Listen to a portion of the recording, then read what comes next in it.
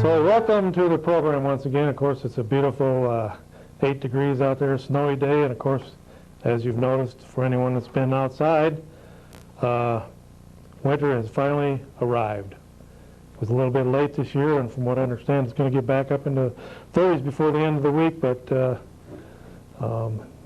few people are having to shovel out their driveways today to get around, and those roads out there are just as slick as grease on the gears down there at the old tire factory downstairs.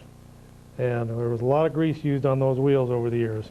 Of course, we're going to be taking live calls on 839-6261. Is that a new number? I guess that's a new number there. I don't know. Okay, yeah, 839-6261. But right now we have Fred, the true Stafford, with us on the phone. And yes. Fred's recuperating from a very severe cold. So how you doing, Fred? Good. Well, glad to hear it. How about you? All right, fine. So how's everything going over there at the Stafford household today? Well, we're going all right. How's Betty doing? Betty's eating egg rolls? Oh, Betty's making meatloaf. Well, that's good. Well, Fred, it's 2:05 here, and you aren't even dressed yet? I'm getting ready. I was just in the bathroom, gonna get ready. I gotta go to the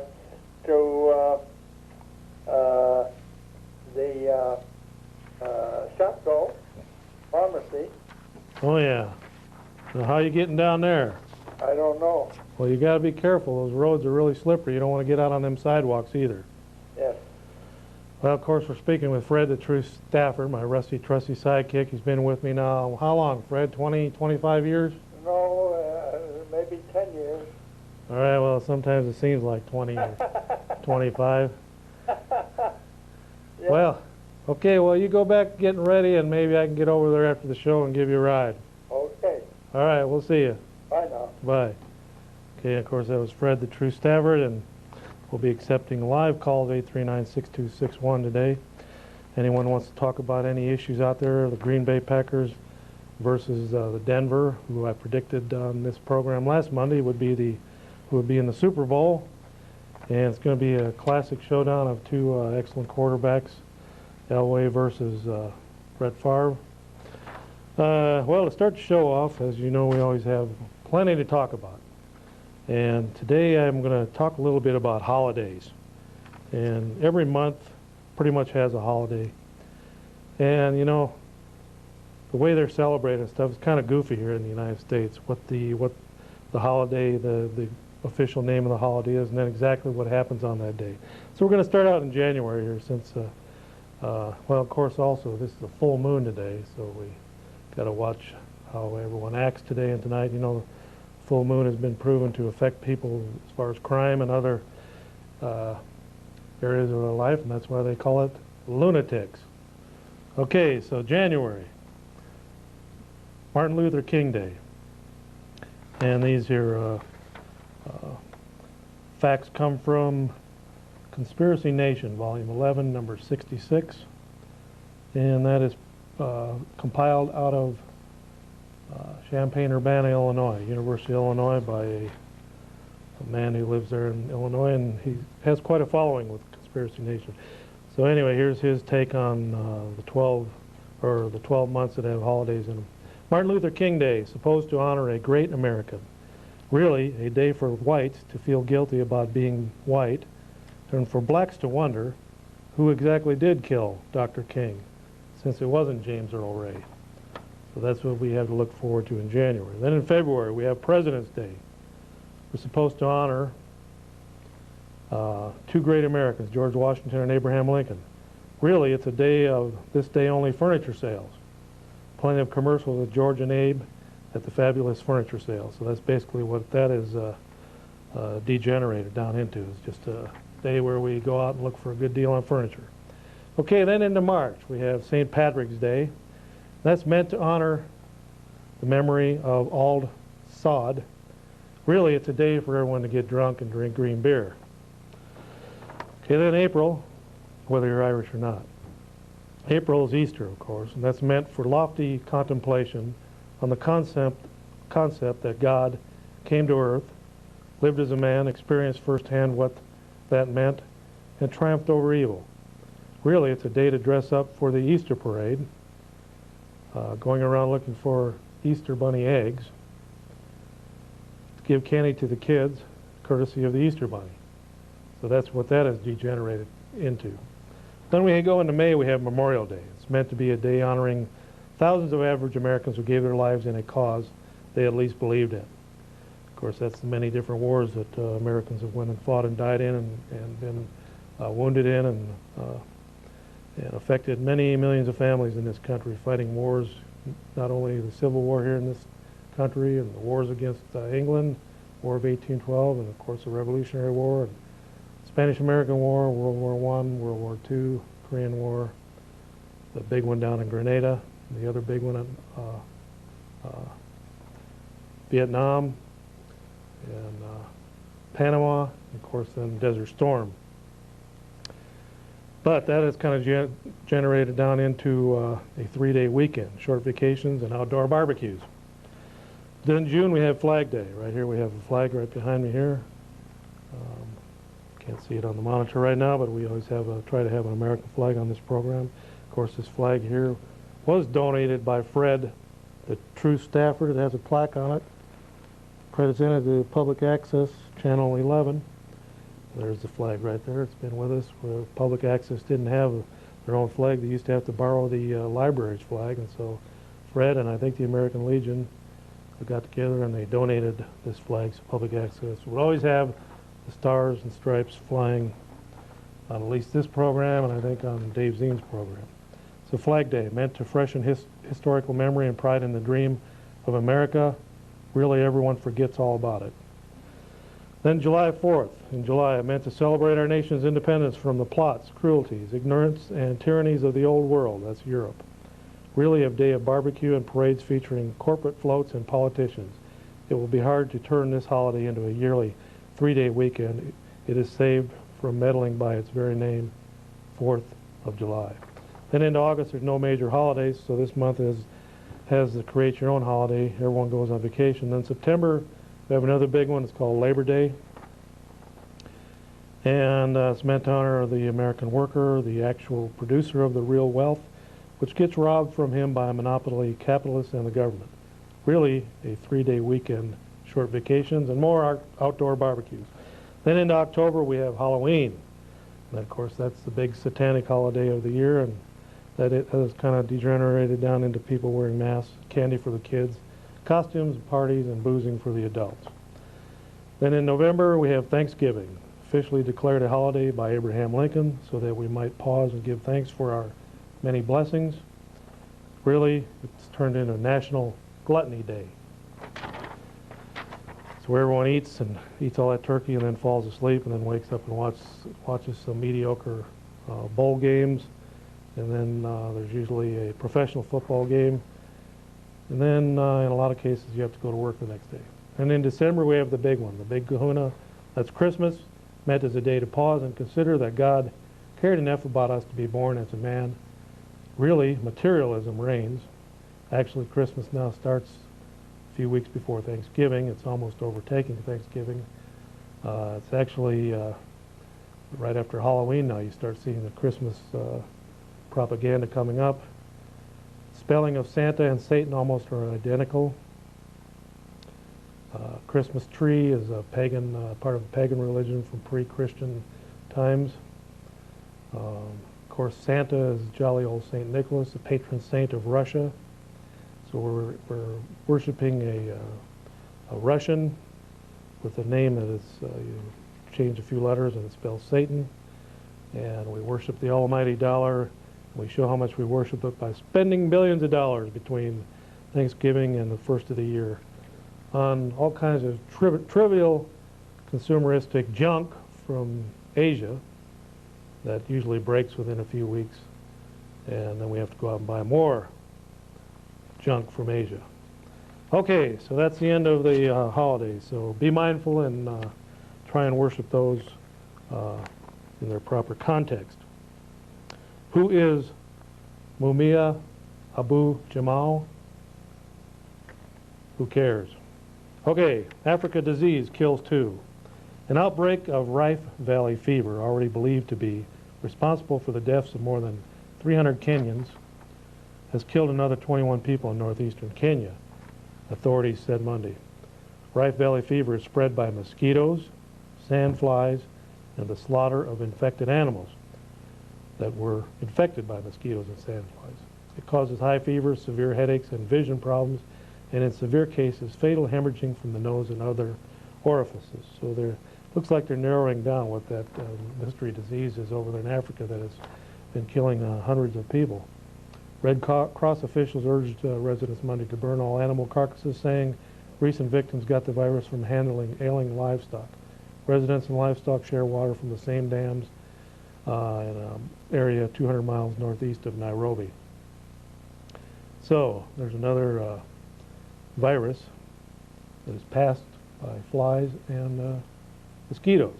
Of course, in this country, they say that the viruses in this country can't be transmitted by insects, but they've wised up in other parts of the world.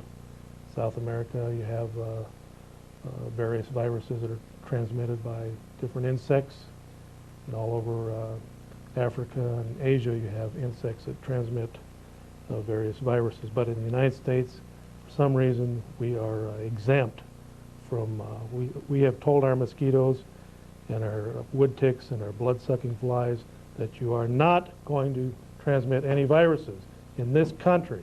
If you do, you will be exported or deported.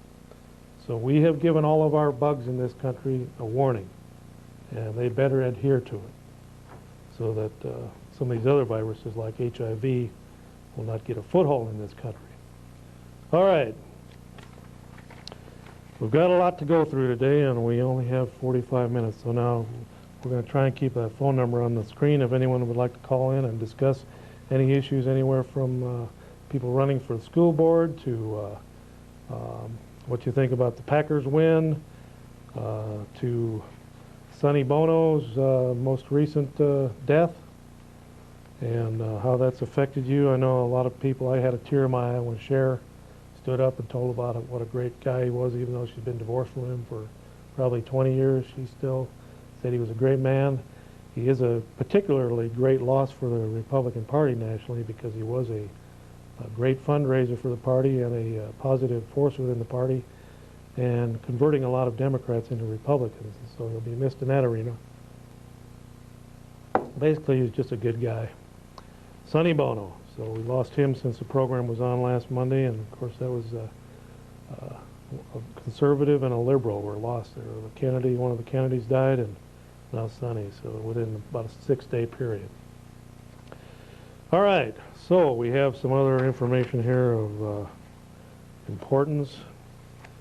Something that's on the front burner nationwide that's affecting the Republican Party big time right now is the issue of partial birth abortion. And it seems to be that there is a litmus test being put together where as Republicans who are running for office are going to be asked to sign on to a litmus test saying that they are in favor of banning this barbaric procedure called partial birth abortion, which was dreamed up probably somewhere in the bowels of Nazi Germany back in the 30s and somehow got imported into this country. And estimates anywhere from 10 to 50,000 of these are performed every year. I've shown the pictures on TV before of how the process is done. It's basically a pretty barbaric process. The baby is pulled out of the mother's womb live in reverse order so that the head is still within the mother's womb. A giant hypodermic needle is injected into the brain, killing the baby and sucking the brain out into a hypodermic needle, and that brain fluid and tissue then is saved for experimental experiments here in this country by doctors and different agencies who use that for experimentation. Alzheimer's disease and other things of that nature. But then after that done, of course, that effectively kills the baby, and then the baby is pulled out of the mother's womb the rest of the way and effectively aborted that way. And that happens quite a few times. So The House and Senate several times have overwhelmingly voted to ban this procedure in the United States, and Clinton every time has overwhelmingly vetoed that measure. So the Republicans now, with the backing of the Christian Coalition, is upping the ante. This is an article in the Sunday, January 11th, 1998 Leader Telegram, and also I have an internet off of the January 12th issue of the Washington Times.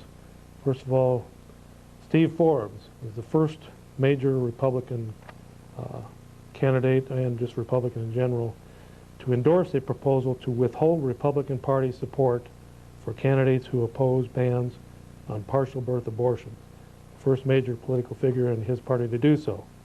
The Christian Coalition ended its public neutrality on the proposal when its executive director and new executive director, Randy Tate, a former congressman, GOP congressman, broke with Republican National Committeeman Chairman Jim Nicholson and endorsed the proposal.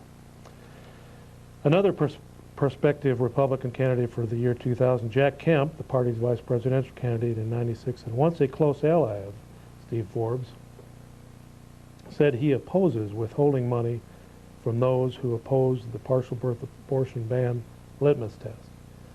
So the lines are being drawn now. Basically, the lines are being drawn within the party.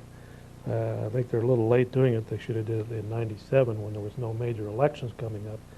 This is a very critical time and a crucial time for them to be doing it, but this is going to draw a line in the sand, and either Republicans are going to step over that line and say, no, we are not going to support partial birth abortions, or they're going to stay on the other end of the line and they're going to say, yes, we support President Clinton, the pro-abortion groups, and we do support partial birth abortions. So that line has been drawn now, and it's going to be very crucial how this comes down, because it's affecting the whole Republican Party going into the most important election cycle in the history of our country in the last 25 to 50 years. So this is a very important issue. And it's going to be on the front burner here now with next Sunday. There's all over the nation where people are protesting the Roe versus Wade decision that's been around for, what, over 20 years now.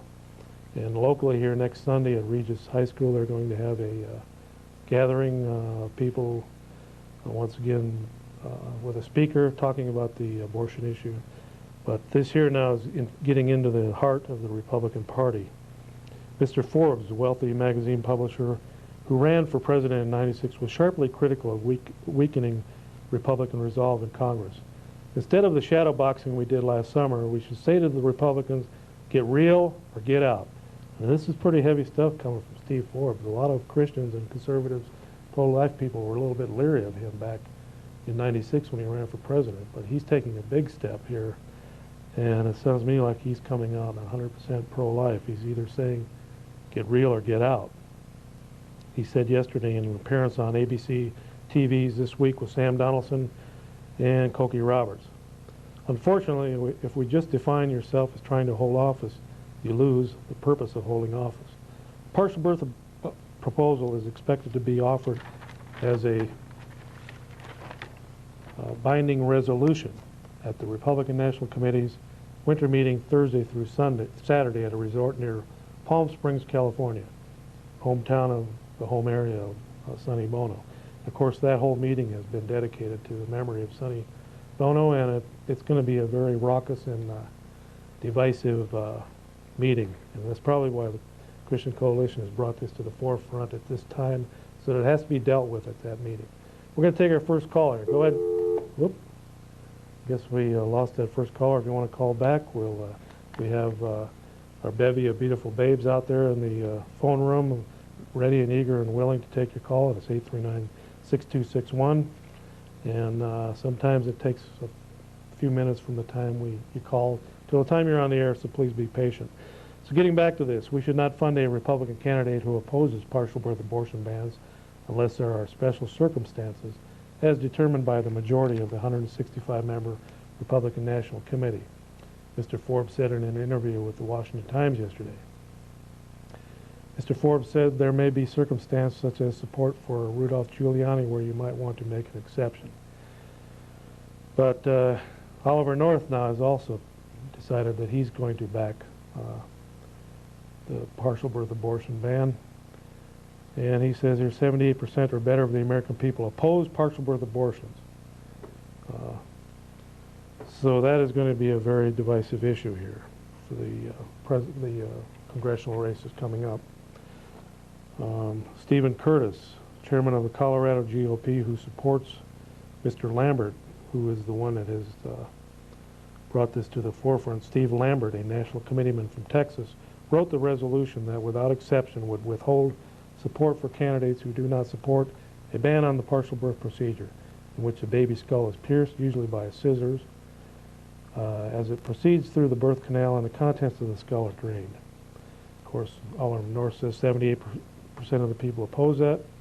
Describing Mr. Nicholson as a personal friend and political ally, Oliver North said the National Party chairman made a mistake, notwithstanding my affection for him, by making this contentious issue the centerpiece of this debate. Besides being RNC national chairman, Mr. Nicholson is an RNC member from Colorado. The third RNC member from Colorado, Mary Dabman, met with Mr. Curtis Saturday to try to persuade him to withdraw his support for the resolution. So this will be discussed at their meeting coming up here Thursday in Palm Springs. She told me I was being disloyal to Jim Nicholson and pleaded with me to embarrass Jim in California. Mr. Curtis said, I said Jim has done so much good for this party that I can't believe he is opposing the resolution, and his opposition to it is what is embarrassing. Before Mr. Forbes' statement, support for the proposal among the 9 members of the resolution committee had dropped from 7 to 4. So, okay, and also I guess they had to stick David Duke in here. David Duke, a former Ku Klux Klan leader, ran for Louisiana governor as a Republican in 1991, but was repudiated by the National Party, which denied him financial support and actively worked against him, thus helping a Democrat to win. I don't know why they even stuck this in the article. What's David Duke got to do with it? There's no other reference to David Duke in this article, except the last paragraph. All right, whatever that meant. So, Christian Coalition is pushing this to the forefront. In Sunday's paper, there was more. Here, let's see. In the end, coalition leaders felt compelled to join Lambert on a measure widely supported by its membership. That coalition they're talking about is the Christian Coalition. 2 key supporters of the measure, speaking on condition of anonymity, said Saturday it still appeared that no more than 40% of the National Committee's members are behind the measure, but the lobbying will intensify. They hope the Christian Coalition's backing will give the measure momentum. There's going to be some intense lobbying all this week now, trying to convince the Republicans at their winter meeting to force this litmus test issue, which could, if it gets carried away, it could cause several million Republicans to leave the party. So if you want to call in and make a comment about that issue, you are welcome to. So in the meantime, some other issues that are coming up at the forefront. JonBenét, this is another Colorado issue. Colorado authorities reportedly are considering digging up the body of slain 6-year-old beauty queen JonBenét Ramsey to see if she was shocked by a stun gun before she was murdered. New Yorker magazine quotes Boulder District Attorney Alex Hunter, who says every rock must be turned over to find the child's killer. And if that means swabbing everyone's mouth for DNA or exhuming JonBenét's body, that's what the police will have to do. The exhumation would be needed to determine if a stun gun was used. Boulder law enforcement officials have come under fire for allegedly dragging their feet on the case, which has captured the nation's interest. Time magazine reported in this week's issue that police found a heavy flashlight that may have made the fatal blows to JonBenét's head. Time said the flashlight seen on a kitchen counter shortly after the child was found was initially thought to belong to a police officer. It disappeared before it could be tested, but has since been found in the police evidence room. The petite blonde was discovered dead in the basement of her parents' home Christmas Day 1996. So that still seems to be an issue that a lot of people want resolved. Somebody used a stun gun. That's quite of course, a stun gun may immobilize you for several minutes. It won't kill you, but it'll just knock you to the ground and make you groggy and whatever. And from there, you're pretty much helpless as to what you can do if anyone attacks you during that period. Of course, police use stun guns in some states. If you remember Rodney King, they used a stun gun on him that they shot into him, and it had a wire where they could just push a button continually to stun him, but it didn't work with him. He kept getting up. And so then it took, 45, 50, 75 cops to knock him to the ground several other times. And of course, the rest is history. And a few weeks later, or a few months later, 60 people are dead in the streets of Los Angeles. All right. Other news that seems to won't go away is the Ron Brown death over in Croatia. Once again here, Chris Ruddy from I think it's the Pittsburgh Tribune Review, in his January 11th issue, states that two ranking military officers are denying claims by the Armed Forces Institute of Pathology that they agreed with findings that Secretary of Commerce Ron Brown died as a result of a plane accident. One of the officers, Air Force Major Thomas Parsons, for the first time spoke publicly on the matter Saturday. The forensic pathologist joined two other AFIP medical examiners in disputing government claims about Brown's death after an Air Force jet carrying him and 34 others crashed in Croatia on April 3rd of '96. Last Thursday, the Justice Department and Janet Reno announced that her department had found no credible evidence of wrongdoing in Brown's death. The Justice Department noted that it had not conducted its own independent probe, but had reviewed information provided by the Pentagon. Questions about Brown's death first caused headlines when the Tribune Review reported in early December on the allegations by pathologist Steve Cogswell, an Air Force lieutenant colonel. He alleged that a circular wound found in Brown's head looked like a gunshot and should have prompted an autopsy. In subsequent Tribune Review reports, his claims were supported by a second medical examiner, Army Lieutenant David Haas. On Friday, Washington Post reporter Michael Fletcher wrote that Cogwell's claims had prompted AFIP to convene an internal panel of its pathologists to review the Brown matter. Fletcher reported that the panel unanimously backed the findings of Colonel William Gormley. Gormley, the Air Force pathologist who examined Brown's body, and concluded that he died of blunt force injuries during the plane crash.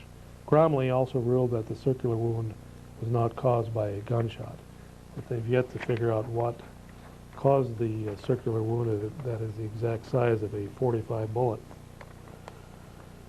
Okay, so this article goes on. It's about 5 pages in length. But basically, Jesse Jackson is requesting hearings.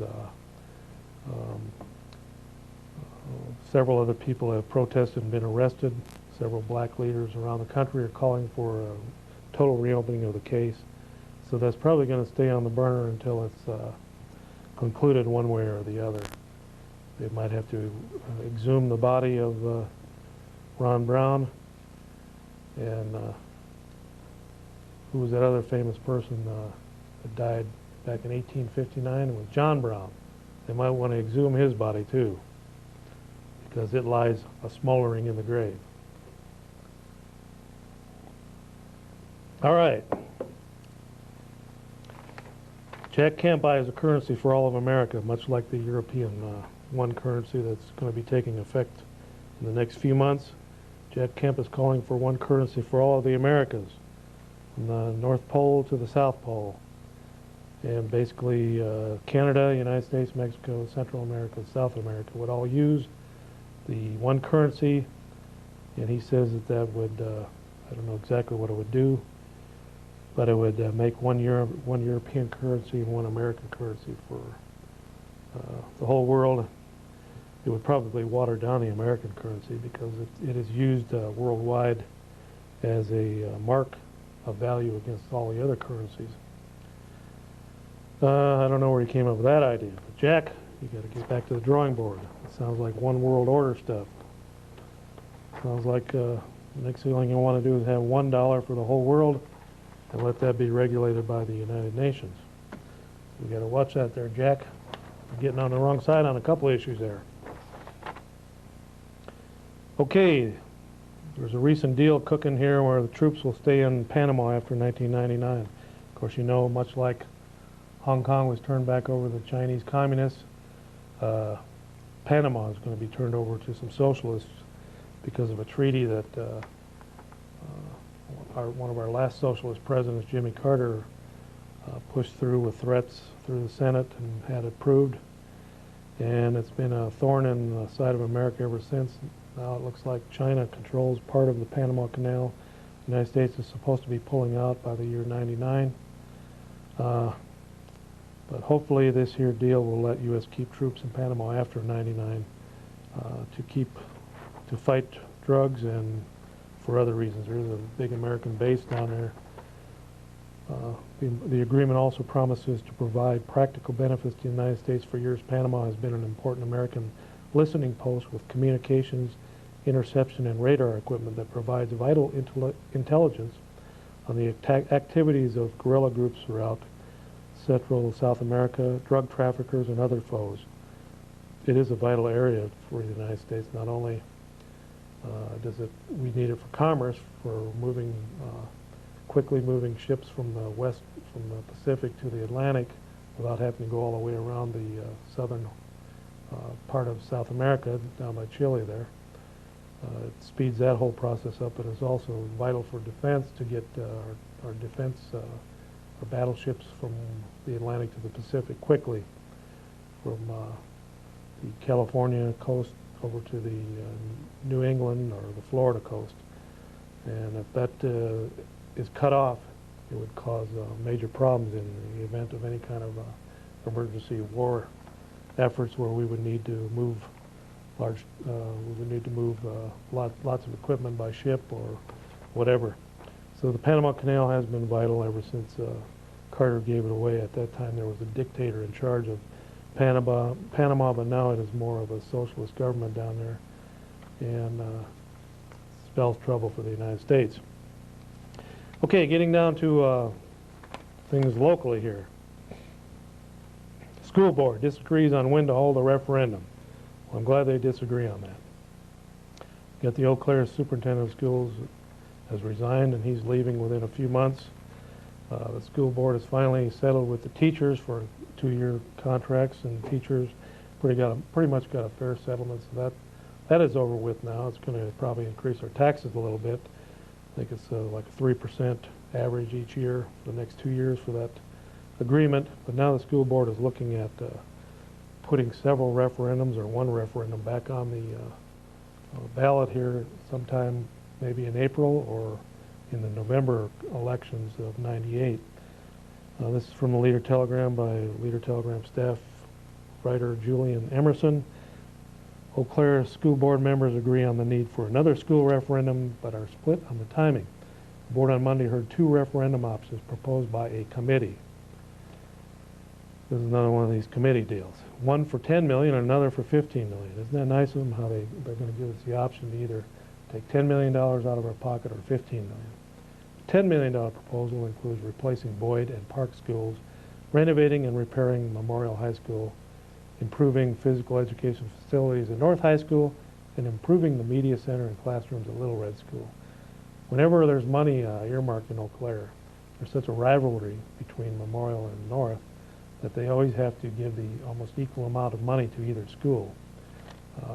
The school board feels like they're being fair that way, and it supposedly keeps down the tension between North and Memorial. Second proposal includes those improvements above plus heating and air conditioning improvements at North, classroom renovations at North and Memorial. Voters in October, of course, defeated a $39 million referendum that included the Boyd and Park School replacements. But then there were revelations just a few days after after that referendum was defeated, that the Eau Claire School Board had withheld information from the voting public that for 2 years in a row, actually, we knew about the year before's decline in enrollment, but the voting public did not know about the decline in enrollment for this school year. Another at least 125 students were lost. And that's basically a whole elementary school. So once again, they need to put their thinking caps on and think about consolidation. And with their budget crunch right now, they're going to have to do some consolidation, eliminating of frivolous positions, frivolous programs that aren't vital to the education of the children in the Eau Claire area. And there is a lot of waste out there. And they can start right at the top with the superintendent with his outrageous salary and benefits and perks and weeks off vacation and all that, and all of the 39 administrators below him that basically they're just figurehead people. They really don't do much other than continue to spend millions of dollars that are needed to do things like upgrade the Little Red Schoolhouse, improve the media center, and do some upgrading at Memorial and North. We don't need to be building any more bricks and mortar. 2 years now, the schools have declined. But if you watch the propaganda from the Leader Telegram leading up to that referendum, that was defeated close to 7,000 to about 4,700, you will remember all the propaganda about the crowded schools and the pictures of gymnasiums packed floor to ceiling with students, and how sad it was that they were crowded in there. And all they have to do if they want to do something is close Boyd School down and move those students to another elementary school. Or they can close down Park and move those students. If they've lost 125 to 150 this year, they lost more last year, how many are they going to lose next year? But they better be telling us the truth, because it seems to be my reasoning. They deliberately withheld this information from the voting public because they knew that the referendum would go down to defeat. So then, just a few days after the elections, Lee Hansen, the superintendent of schools from the whole district, who knew full well that there was a decline in enrollment, throws up his hands and says it's a total surprise. Well, having worked in an 8-county regional superintendent of schools office for over 3 years, I know full well that those superintendents and the principals, they keep their thumb and they keep their finger right on those statistics on a daily basis from the day school opens, because that's where they get their state funding and some federal funding by the number of students they have. They know full well from the first day of school. They take attendance every day, and they know those numbers. They know them by heart. They know them daily. They're watching those numbers because it affects their funding from the state of Wisconsin.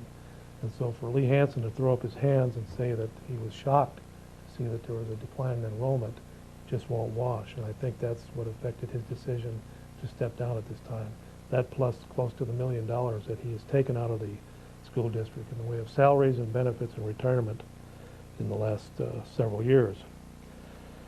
So it's not going to wash. Next time you better let us know ahead of time all the facts. School board, superintendent's office, and all those administrators.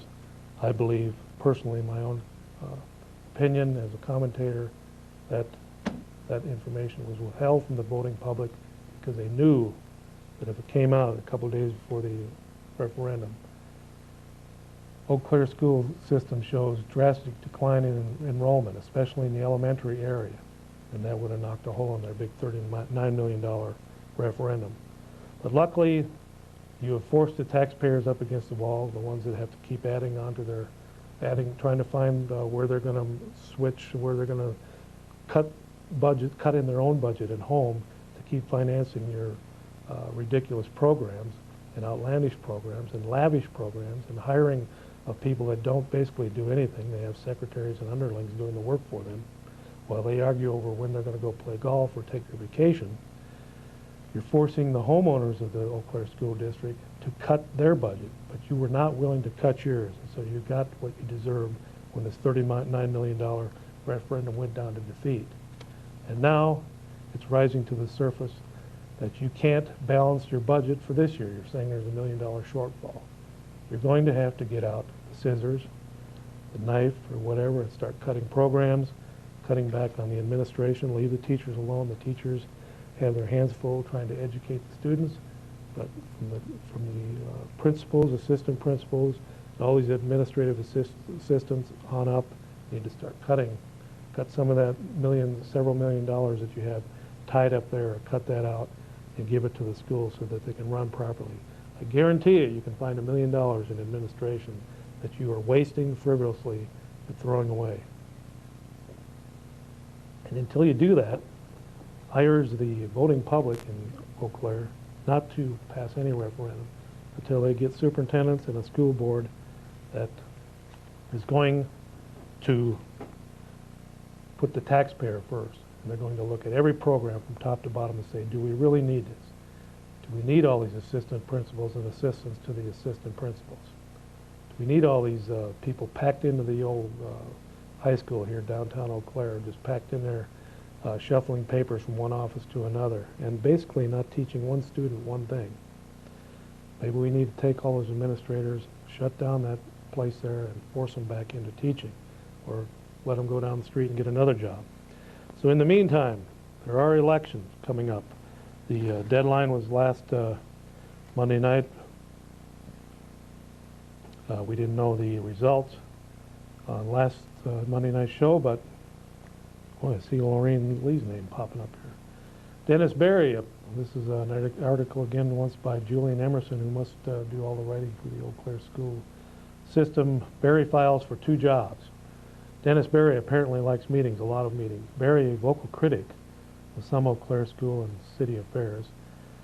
That critic is like a swear word. What he's doing is bringing to light waste, ineffectual management, frivolity, and if that's a critic, so be it. But other words, he's a taxpayer. He pays taxes in this town. And he has to get money out of his billfold, and he has to cut other places to pay for these extravagant programs. So he's putting his money where his mouth is. He's running for office. Local critic of some Eau Claire school and city affairs want to serve on the school board and city council. Barry from 1733 Black Avenue filed nomination papers late Tuesday afternoon for both positions in the April 7th elections. So I guess the deadline was Tuesday, so I made a mistake there. Let's see here, we're on that camera. Barry said dissatisfaction with the school board and city council, coupled with a lack of candidates, prompted him to run for both seats, and it's perfectly legal for him to do that. Throughout history, many people have held more than one office. Just recently here in Eau Claire, Lorraine Lee held simultaneous jobs on the Eau Claire County Board and the Eau Claire City Council. So let's vote Dennis in on both counts there. He has enough spunk and get up and go, and we desperately need somebody in politics in the local area that's going to read the fine print like Lorraine Lee did for many years, and pointed out the extravagant spending of not only the Eau Claire City Council, but the Eau Claire School District and the Eau Claire County Board. And since Lorraine has left, a lot of those programs are being pushed through because nobody cares or spends enough time to read all the fine print on some of these bills that they're passing and voting into law. So it says here, an official with the State Elections Board said it is rare for someone to run for 2 positions at the same time. It is even more unlikely that a person who has not held public office before would run for 2 positions at once. Well, that is reporters put their spin on issues. Well, this reporter is trying to put a spin on there, saying, voters, you should think twice about voting for Dennis Berry. But I want you to think twice too and vote for him twice. Vote for him for the city council, and then turn around and vote for him for the school board, so that we have a voice for the taxpayer. Somebody's going to put the taxpayer first and say, hey, school board, or hey, city council, how is this going to affect the average taxpayer's home bill, tax bill on their house? Are they going to be forced to, is a woman or a widow going to be forced to go down to one of the pawn shops or one of the other places in town that buys used jewelry or coins? Are they going to be forced to sell their heirlooms to pay their taxes or pay their heating bill? Some people are having to decide that now. They're deciding between their taxes or their heating bill. Of course, right now, some of you are paying your tax bill again this for the 1996 tax season. You've gotten those bills in the last few weeks, and you're going down to the courthouse, and you're paying those bills, and I'm sure you're not happy about shelling out that kind of money right after Christmas. And I'm sure you would consider and like to have maybe about half that money in your own pocket instead of some bureaucrat's pocket or some liberal radical who's going to blow it on frivolous programs at the city, county, or school board level. Other states like Illinois and Minnesota are giving tax rebates right now. Minnesota, in some cases, you can take the exact same house, the exact same type of neighborhood, you can line it up against the house in Minnesota, and the taxes are half. Illinois, they're almost half. Wisconsin is still a tax hellhole. Has been for many, many years, and we need people like Dennis Berry to run. And those of you who, there are several open seats here on the county board. Some people didn't even run. I would urge you, if there's somebody that's abandoned their seat like Fred Poquette, David Carlson, several others that are not running again, you need to even run as a write-in candidate. Get in there and let your word be known, and stand up and run, speak out, stand up, speak out and fight back, an old slogan from Dave Zien. That's what Dave Zien did the first time he ran. He ran for 60th Assembly District. The powers that be in the area said, Dave, you ain't got a chance. Don't run. You'll split the party. You'll cause problems. You're too conservative. Dave said, I'm running. I don't like who's in office up there. I'm going to run. He lost the first time, but he came back and won several times, and now won again as a state senator, and down the line he's probably going to be a U.S. congressman. So, you need to get into the politics. Get in there. We need to have somebody on the county board that's going to ask questions. How is this going to affect the taxpayers? We need somebody to get on the Eau Claire school board to say, is this going to affect the taxes? Let's give the taxpayer a break. Okay, so enough of that issue. I'm glad to see that Judge Barlin came down on the right side of these chases. I've been saying for several years on this program that these police chases have caused several deaths every year right here in Wisconsin. These high-speed chases. There's been some cases right in the Eau Claire area where some teenage kid has got an open bottle in his car. He's afraid of his parents, or he's afraid that he's going to be arrested for drinking and driving. Hits the gas pedal, gets in a high-speed chase with a state trooper or a local cop, ends up in a wreck. People get injured or even killed. There was a kid that was on the interstate heading towards Osseo a few years back. High-speed chase, just a young kid, probably in his early 20s or late teens, rammed right into one of the bridges down there and just killed him instantly. But this happens all over Wisconsin, all over the country, where for some frivolous reason a kid is drinking illegally, or he's had too much to drink, or he's got a marijuana joint in his car, or he's, for one reason or another, he's got some outstanding warrant. Cops turn on the lights and a chase starts. And now it's considered a felony in this state, and so that even causes more problems. So these people are getting in high-speed chases on motorcycles and cars and pickup trucks, ending up in wrecks. I said many years ago that that whole situation should be looked at again and possibly outlawed. It's causing too many deaths and injuries over frivolous misdemeanors. People are being killed. There's ways of putting up controlled roadblocks. There's ways of calling ahead and saying, hey, there's somebody coming your way at 50 miles an hour. Why start chasing them at 50 and they speed up to 70? Then the police car speeds up to 70. They speed up to 90. The police car speeds up to 90. Innocent bystanders are going to get hurt, and they do get hurt and get killed when this car goes out of control and rams into a house or another car or into a ditch. Somebody in that car that's fleeing might have a child in the car, or might have somebody innocent in the back seat that didn't want to be in this chase, but the person driving says, I'm not going to get stopped for driving drunk or having an open container, or I got marijuana under my front seat. It's causing death and injuries and lawsuits, and innocent bystanders are being killed and injured. That whole situation needs to be looked at by the State Assembly. They need to do some major renovations in that area. So you got a cop up to 90 miles an hour, and you got the fleeing car up to 90 miles an hour. possibly over a can of beer that's open, laying on the front seat. It spilled over, so they know that they're going to be arrested for that. Then the kid speeds up to 100, the cop car speeds up to 100. What are they gaining there? They know what the result is going to be. That car is going to lose control and crash. And the officer is, in some cases, is pushing that because he's a hot dog.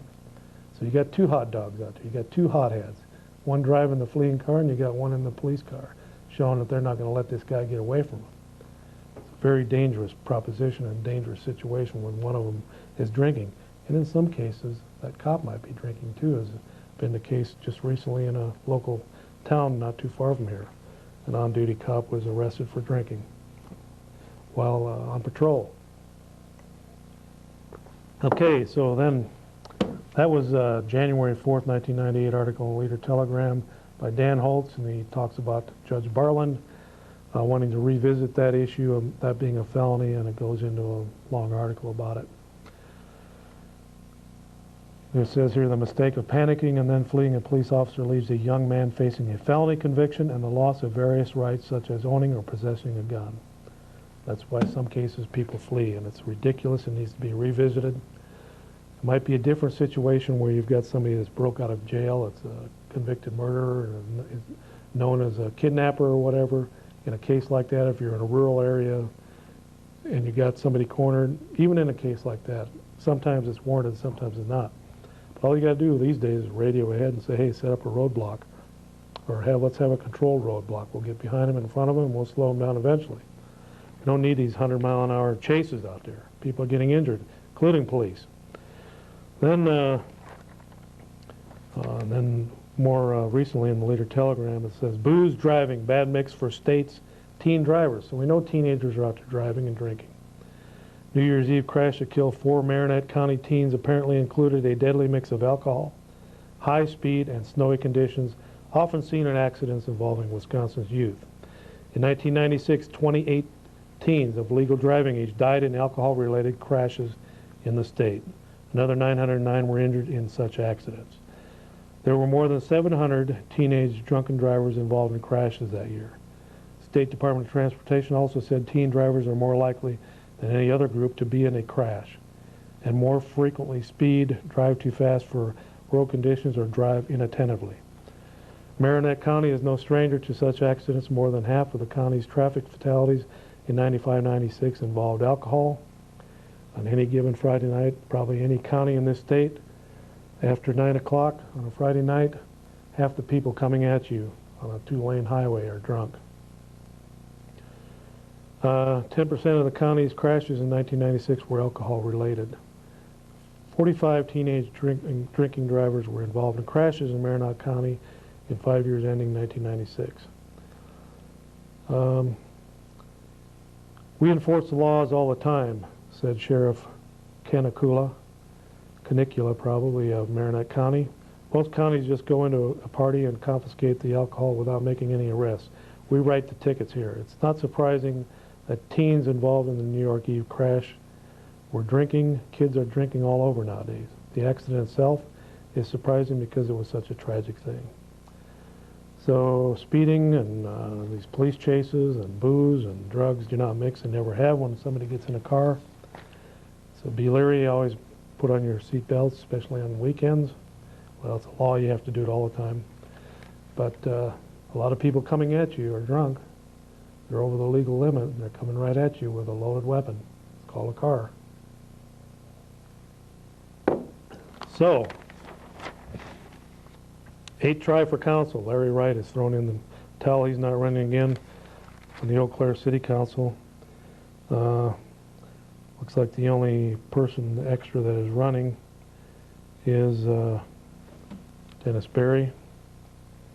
4 county board seats will be contested. Newcomers take on school incumbents in the school board elections. So there are a few people running there. We've already dealt with that issue. Top heavy. Article in the Leader-Telegram back on January 5th tells about the number of federal employees back in 1992 when George Bush was in office, and then going on up till 1996, and it shows a change. And according to these statistics, there's been a drastic reduction of federal employees throughout the country since Clinton has taken office. And just in Wisconsin alone, 1,576 fewer people work for the federal government than did back in 1992. Some states had numbers as high as 21,000, like in Pennsylvania, there's 21,000 less. I noticed in Washington, D.C. alone, back in 1992, there was 177,000 people working for the federal government. At the end of 96, that was trimmed to about 150,000. So we're on the right track there on trimming these federal employees and getting that bureaucracy under control. We need to do that now on the state level. In Wisconsin, I know Tommy Thompson has talked about it, and there's probably been some reductions in that area. But we have two welfare states in this state. We have people that are on welfare, that's the one welfare system, and then we have people that work taking care of the people on welfare, that's the other welfare system. So we're reducing the welfare system where people are on welfare. Now we need to reduce the welfare system for the social workers, the administrators, the psychiatrists, psychologists, the home workers, all those people that are catering to the needs of the welfare population in this state. The welfare population is being reduced drastically. Now we need to reduce the other welfare state of state employees, county employees, city employees who make a living off of the people that are on welfare. That number is dropping. This number needs to start dropping drastically. Okay. For those of you watching out in Union Township, be leery and beware. Coming up here, I think it is Eau Claire, or Union Township is looking at zoning. If you own land in Union Township, you better get to that meeting. There's 1, 2, 3, 4. There's 5 townships in Eau Claire County that are still not zoned. There's no zoning. You don't want to have Eau Claire County zoning in Union Township because everything will be run from the Eau Claire County Courthouse. You'll have to be going down there and responding to their whims and their decisions on every little thing you want to do on your own property. That's why zoning has been resisted in Union Township all these years up to this very point. Well, there's a meeting coming up. For those of you who probably got the letter, I got one because I own one lot. Is that 1 minute or one phone call? Well, it looks like we're out of time, so get to that Union Township meeting. Vote down zoning once again. Demand a referendum. They're trying to do an end run out there. They're trying to do an end run. They're taking away your right as a voter to decide whether you want to have zoning. They're doing an end run this time. End run, and there's 3 Union Township supervisors who want to make that decision for you. Don't let them do it. Go to that meeting and tell them no. That's not your responsibility. Every time in the past we've had referendums. We want one again. Well, this has been the Cow Report, and I've been your host, Chuck Lee. We'll be on again live next Monday night at 9 p.m. So be sure and tune in, and thank you for watching the program today. Adios, amigos, and amiguettes. We'll see you next time, right here on the Cow Report. Goodbye.